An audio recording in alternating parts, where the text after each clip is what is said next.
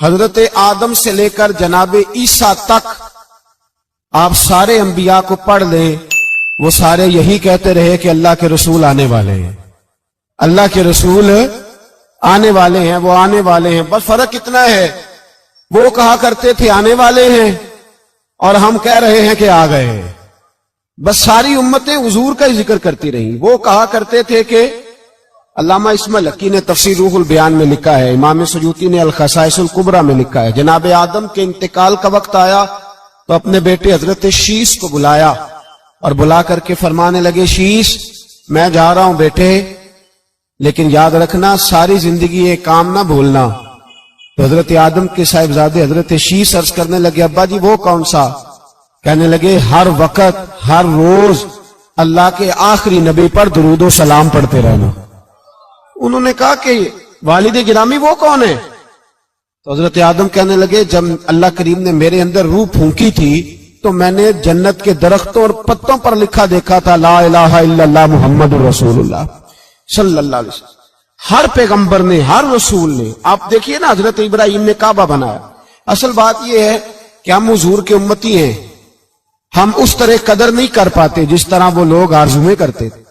حضرت ابراہیم نے کعبہ بنایا، اللہ کا گھر، اللہ کا گھر۔ یہاں جو آدمی اپنے سگے بیٹے کو بھی گھر بنا کے دیتا ہے وہ بھی اپنی بہو کو کہتا ہے میں نے بنا کے دیا، حالانکہ اپنے بیٹے کو دیا ہے۔ وہ بھی پوتوں کو کبھی کبھی بلا کے کہتا ہے تمہارے باپ نے کیا کمایا، میں نے دیا ہے۔ لوگ عادی ہیں، لیکن میرے عزیز حضرت ابراہیم نے اللہ کا گھر بنایا، اور جب بنا رہے تھے تو انداز یہ تھا کہ حضرت اسماعیل پتھر اٹھا کے لاتے تھے اور جناب ابراہیم خانہ کعبہ کی دیواریں بلند فرماتے تھے۔ اس عالم میں جب بنا چکے تو عرض کرنے لگے یا اللہ کعبہ میں نے بنا دیا ہے، اسے آباد کرنے والا رسول بھی عطا فرما دے۔ ربنا وابعث فیہم رسولا، یا اللہ وہ رسول ہمیں عطا فرما جو بڑی شانوں والا ہے۔ سارے انبیاء حضرت سیدنا عیسیٰ علیہ السلام کہ کچھ امتی کہنے لگے عیسیٰ مردے زندہ کر دیتے ہو، کوڑوں کو شفا دے دیتے ہو، اے عیسیٰ آپ کا ہاتھ لگ جائے تو اللہ بڑے سے بڑے برس کے مریض کو بھی شفا دے دیتا ہے، لگتا ہے سب سے زیادہ شان والے آپ ہی ہو۔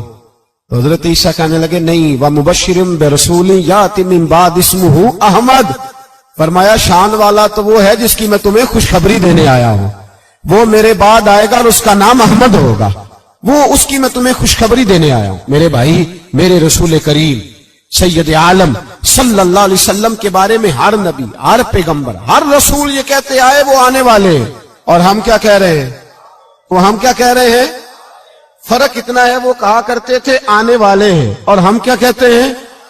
ہم کہتے ہیں آ گئے ہیں۔ عید میلاد النبی ہے، کیا سہانا نور ہے، دیکھو آ گیا وہ نور والا جس کا سارا ہی نور ہے۔ ہم یہ کہہ رہے ہیں کہ وہ آ گئے، بڑی عزت والا، بڑی شان والا۔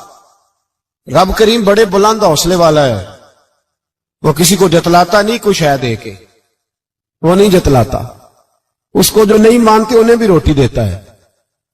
جس نے ساری عمر نماز نہیں پڑھی اللہ نے اسے بھی بچے عطا فرمائے، اس نے ساری زندگی نافرمانی کی رب نے اسے بھی نعمتیں دی، کسی نعمت پر احسان نہیں جتلایا، لیکن فرمایا میرے نبی کے غلاموں ذرا ہوش سے رہنا، ذرا ہوش سے۔ ساری زندگی برادریوں پر ہی فخر کرتے رہے ہو، ساری زندگی بینک بیلنس اور جائیداد اور مال پر ہی تم نے فخر کیا ہے، فرمایا ایک فخر والی چیز میں تمہیں دے رہا ہوں، اور میں تمہیں بتا رہا ہوں لقد من اللہ علی المؤمنین اذ بعث فیہم رسولا۔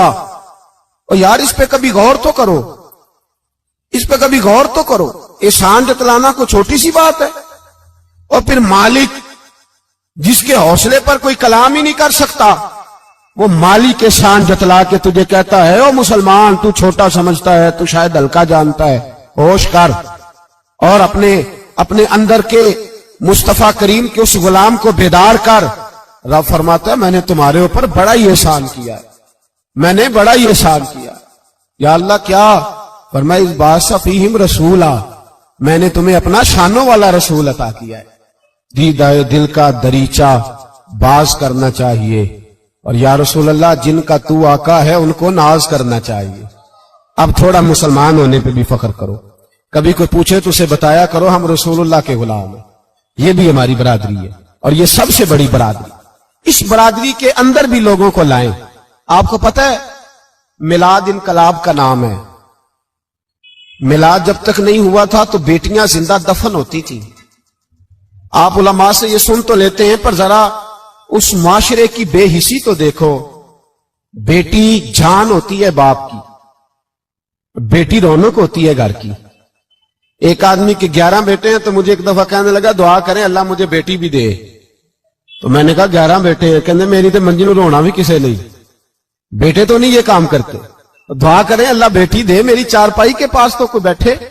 او بھائی بیٹی جو اتنے وقار والی ہوئی تو آپ پڑھیے نا, حضرت داہیہ کلبی کہتے ہیں میں موجود تھا جب وہ شخص آیا تھا. لوگ 12 ربیع الاول کے اس معاملے کو معمولی واقعہ سمجھنے لگے. نہ بھائی ہم تمہیں پیغام دے رہے ہیں یہ معمولی واقعہ نہیں. حضرت داہیہ کلبی کہتے ہیں اس شخص نے آ کے عرض کی یا رسول اللہ صلی اللہ علیہ وسلم میں نے 100 بچی زندہ دفن کی ہے, زندہ دفن. اور کہتے ہیں میری اپنی بیٹی, میں سفر پہ تھا تجارت پہ تو میرے پیچھے سے میرے گھر میں بیٹی ہو گئی. میری بیوی نے اپنے میکے جا کے چھپا دی. میں واپس آیا تو اس نے کہا بچہ ہوا تھا فوت ہو گیا, میں نے دفن کر دیا. جب بچی 4-5 سال کی ہوئی تو مجھے پتا چلا میری بیٹی ہے. کہتے میں اسے لایا اور میں نے اسے کہا میں تیرا باپ ہوں, تجھے تحفہ لے کے دوں گا, کھانا کھلاؤں گا. کہتے ہیں وہ میرے بالوں سے کبھی لپٹتی, کبھی میرے سینے پہ ہاتھ رکھتی, کبھی میرا ماتھا چومتی. پر میں اسے لے گیا اور لے جا کر میں نے گڑھا کھودا اور اس گڑھے میں اس بچی کو جب رکھا, اس نے باہر آنا چاہا تو میں نے اس کے سر پہ ضرب لگائی. جب چوٹ لگائی تو وہ دوبارہ گڑھے میں گری. میرا ویسے وجدان کہتا ہے کہ جب سے میلاد ہو گیا ہے آج کسی باپ کی بیٹی اگر چارپائی سے گر جائے تو شاید وہ ساری رات سو نہ سکے کہ بچی گر گئی ہے میری. کہتے ہیں میں نے چوٹ لگائی سر پہ, خون بہا تو وہ گری, میں نے مٹی ڈالی, وہ ابا جی کہتی رہی. کہتے ہیں جب اس کا وجود چھپ گیا اور اس کے چہرے پر مٹی پڑنے لگی تو اس نے ایک لفظ کہا, وہ لفظ مجھے آپ کے پاس لایا ہے. وہ بیٹی کہنے لگی اے اللہ بتا تیرا رحمت للعالمین نبی کب آئے گا. یا اللہ بڑی بیٹیاں دفن ہو گئیں, بڑی مائیں منڈیوں میں بک گئیں, غریب بڑے لٹ گئے, پریشانیاں بڑی بڑھ گئیں. اللہ بتا نا تو اسے کب بھیجے گا. اب کتنی دیر ہے, اندھیرا بڑا گہرا ہو گیا, اب نہیں جیا جاتا, اب نہیں سہا جاتا, اللہ تو کب بھیجے گا. حضرت داہیہ کلبی کہتے ہیں وہ بتا رہا تھا اور نبی کریم بار بار اپنی چادر کا پلو اٹھاتے تھے اور اپنے آنسو پوچھتے تھے. بار بار چادر کا پلو اٹھاتے تھے اور آنسو پوچھتے تھے, بار بار اٹھاتے تھے آنسو پوچھتے تھے. حضرت داہیہ کلبی کہتے ہیں حضور نے پوچھا تیری جرت کیسے ہوئی, تو حوصلہ کہاں سے لایا. اس نے کہا محبوبہ پتہ نہیں, لیکن قربان جاؤں یا رسول اللہ صلی اللہ علیہ وسلم میں نے آج سویرے آپ کے ایک صحابی کو یہ کہتے سنا ہے کہ وما ارسلناک الا رحمتا للعالمین. تو وہ یہ رحمت للعالمین کے لفظ ہیں یہ تو میں نے اپنی مرتی ہوئی بیٹی سے سنے تھے. تو آج جب میں نے اس کی زبان سے سنے تو میں نے کہا تو انہیں جانتا ہے. کہا جانتا ہوں. کہا مجھے بھی لے چل. تو حضور میں آپ کے دروازے آیا ہوں, رب معاف کر دے گا. تو میرے حبیب نے فرمایا چل پڑھ کلمہ, جو میرا کلمہ پڑھ دے اللہ اس کے سارے گناہ معاف کر دیا کرتا ہے. بھائی غلاموں کے ساتھ ظلم ہوتا. حضرت بلال حبشی, حضرت بلال کے بارے میں بڑے واقعات ملتے ہیں. ایک واقعہ بڑا منفرد لکھا ہے کتابوں میں.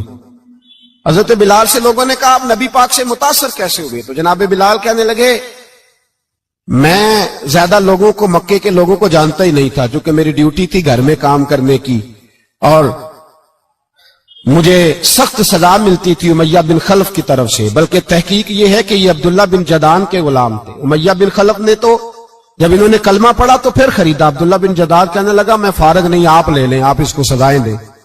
تو کہتے میں ان کے گھر میں ہوتا تھا تو میں تو زیادہ لوگوں کو جانتا ہی نہیں تھا, کبھی مجھے موقع ہی نہیں ملا تھا باہر نکلنے کا. ہماری غلاموں کی کوئی زندگی نہیں ہوتی تھی. آج تو ہر آدمی کہتا ہے نا میں کچھ چودھری سے لے کے کھاتا ہوں. یہ جو تیرے اندر حوصلہ ہے نا یہ میرے رسول نے تجھے عطا فرمایا ہے, یہ میرے نبی نے تجھے دیا ہے, ورنہ تو غلام بکا کرتے. یہ حوصلہ تجھے رسالت مآب نے دیا. حضرت بلال کہتے ہیں میں ایک دن مجھے بخار چڑھ گیا بڑا تیز, میں لوگوں کو جانتا نہیں تھا. فرماتے مجھے تیز بخار چڑھ گیا تو ٹھنڈ بڑی سخت تھی. میرے مالک نے مجھے کئی کلو جوں دیے پیسنے کو چکی پہ. کہتے میں بیمار تھا تو میں نے کچھ دوائی لی جو اس وقت موجود ہوتی تھی, تو میں نے ایک لحاف لیا, دودھ پیا تو مجھے نیند آ گئی. جب میں سویا تو میرا مالک آ گیا. اس نے آ کر کے مجھے سوئے ہوئے دیکھا تو کھینچ کر کمبل اتارا, رضائی اتاری, لحاف اتارا. کہنے لگا اب تیری سزا یہ ہے کہ تو کھلے میدان میں بیٹھے گا, وہاں چکی پیسے گا, اور دوسری سزا یہ ہے کہ تجھے قمیض پہننے کی بھی اجازت نہیں. حضرت بلال کہتے ہیں تیز بخار, ٹھنڈ کا عالم, اور جب میں چکی پیس رہا تھا تو رو رہا تھا, اور میں پوچھ رہا تھا خدایا ہمارے نصیب, اللہ ہمارے مقدر ہے جرم ضعیفی کی سزا مرگ مفاجات. سیدنا بلال حبشی رضی اللہ تعالیٰ عنہ فرماتے ہیں میرے دروازے کے قریب سے رسول پاک گزرے اور مجھے ہائے ہائے کرتے دیکھا تو دستک دی. میں نے کہا کون ہے؟ دروازہ کھلے آ جاؤ. محبوب اندر آئے تو پوچھنے لگے کیوں رو رہے ہو؟ میں نے کہا جاؤ اپنا کام کرو, یہاں دکھ سارے پوچھتے ہیں مداوا کوئی نہیں کرتا, یہاں تقریریں سارے کرتے ہیں, حقوق غریباں پر بات سارے کرتے ہیں, مداوا کوئی نہیں کرتا, جاؤ اپنا کام کرو. کہتے ہیں میں نے سخت جملے کہے معاذ اللہ. حضور چلے گئے, اور جب حضور جا رہے تھے تو میں کہہ رہا تھا بس جا رہے ہو نا, میں نے پہلے ہی کہا تھا جاؤ.